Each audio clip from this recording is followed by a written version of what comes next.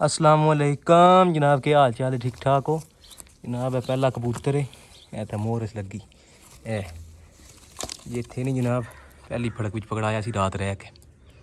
ठीक है, कोलू शौक करो हूँ होश आई है सुले तो मोया सी मेरा चेक कर लो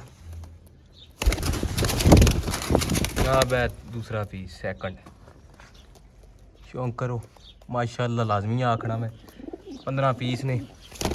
जनाब है तीसरा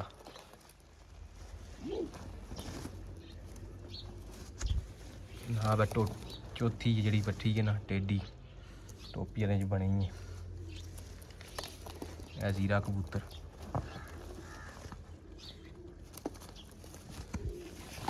है जनाब फिरोजपुरी कबूतर। यह भी जनाब टेडी कबूतर है। शौक करो माशाल्लाह, लाजमी आखना मैं 700 हिसाब नाल ने। जीरा कबूतर जनाबे वाली कबूतर बहुत डाढा एला खलोता चेक करो सिर्फ कबूतर नहीं जनाब। है चीना कबूतर शौक कर लो ठीक है। 0349 81 32 012 चेक करो। है टेडी कबूतरी है पिपलाने से बनी। तंबल कबूतर ने पिपलाया ज़्यादा बने सलेटा कबूतर। ठीक है माशाल्लाह, आदमी आखना चिट्टी पट्ठी है चंगी खलोत वाली है इंशाअल्लाह चस कराने वाले नहीं। ठीक है, सब कबूतर फड़ फड़ा दे ये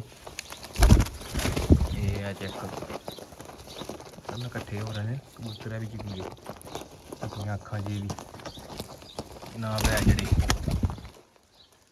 चेक करो चंगे पट्ठे ने माशाल्लाह, इंशाअल्लाह याद करोगे।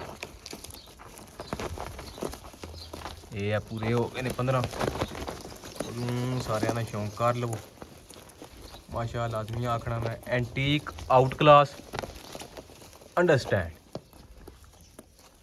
ठीक है, फीस ने चेक करो कोल केला फीस